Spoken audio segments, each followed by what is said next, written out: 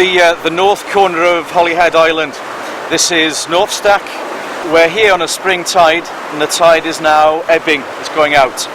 This place actually starts running early. We have a big bay inside Holyhead Bay here that actually starts to sort of empty before the tide drops. As you can see today, the wind's coming from a sort of southerly direction. It's actually blowing around the headland behind us. We're in a shelter here. The top of the race is fairly smooth and consistent, and at the back there you can see the wind against tide. Everything's random. These waves come from all sorts of directions, and the type of paddling is very, very reactive. You've got very short sort of gaps between the waves, and the waves just keep on coming one after the other. Sometimes they're flat, sometimes they're steep, sometimes you get a cross wave, sometimes two waves merge into one.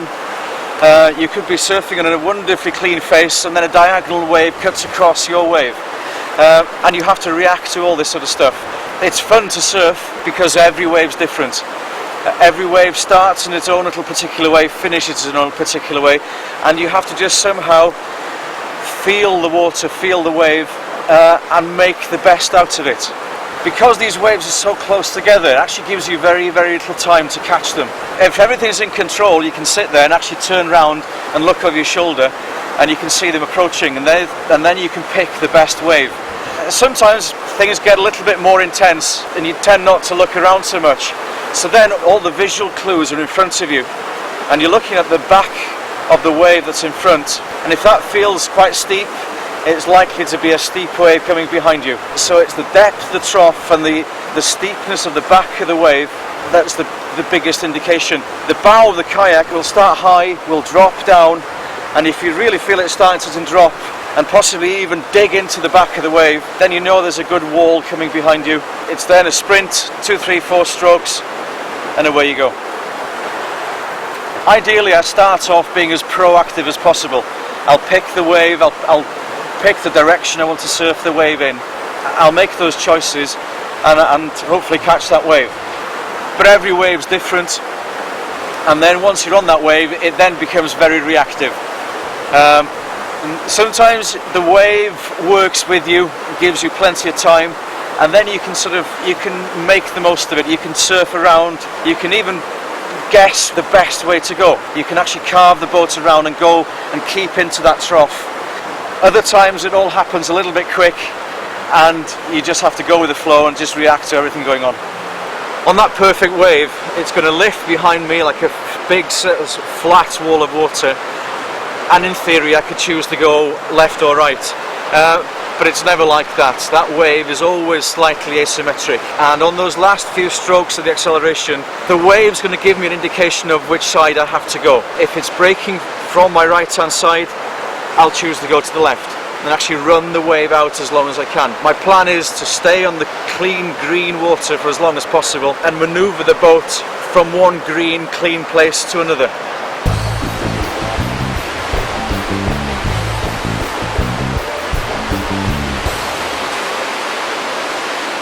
On that perfect wave, you can carve the boat around.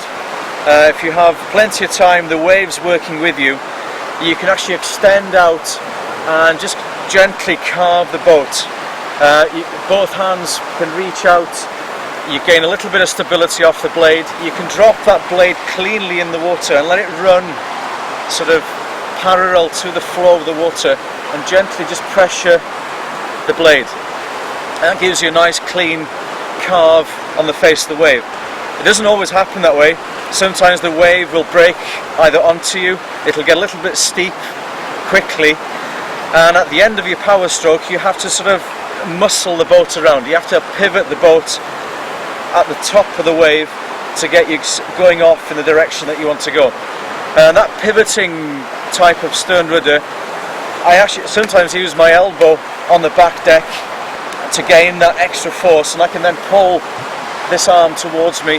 It's all close in, it's all very tight, it's quite powerful, and it's more of a reaction to pivot the boat rather than a set up big wide carve.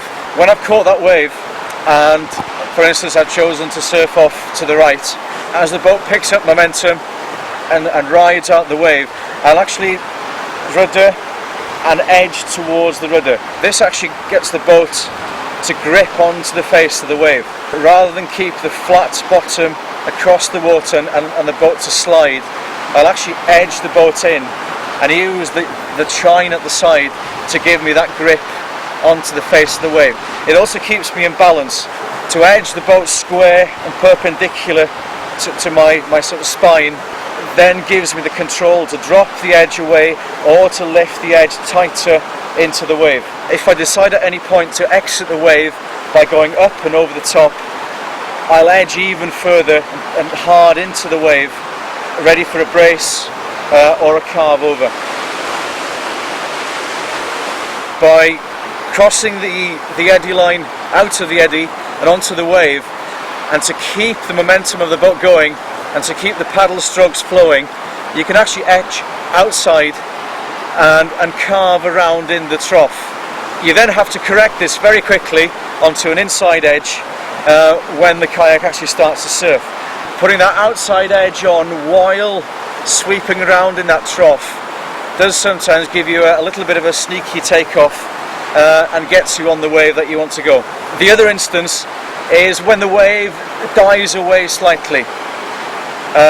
You don't have to edge into the wave quite so much. You can flatten off, let the boat run out, and sometimes while in the surf and the waves sort of transform, it's changing from being steep to flat, before you know it's going to pick up again, you can outside edge, turn the boat down into the trough, and then get a second surf on the same wave. The best body position is a neutral upright one. You can then adapt, you can lean it to the side, you can edge the side, you can go forward, you can go back. So that the upright sort of middle position is the best one to be in. There are times though when, if you lean way back, you can extend that stern rudder and dig the back of the boat into the wave. It won't necessarily turn you, but it does sometimes just carry you through that steep section of the wave. Practicing these skills, playing in these waves, it gives you an understanding of the energy that goes on sort of around you in all these waves. And by surfing you can tune into that sort of energy and use that energy to help you along in your kayak. Just by feeling the wave pick up the back of the boat and being able to gauge how much of a push you're going to get and how to react to that push and how it's going to help you on your way. Surfing is the one discipline that's going to help you to gain that efficiency and use the sea to take you along on your way.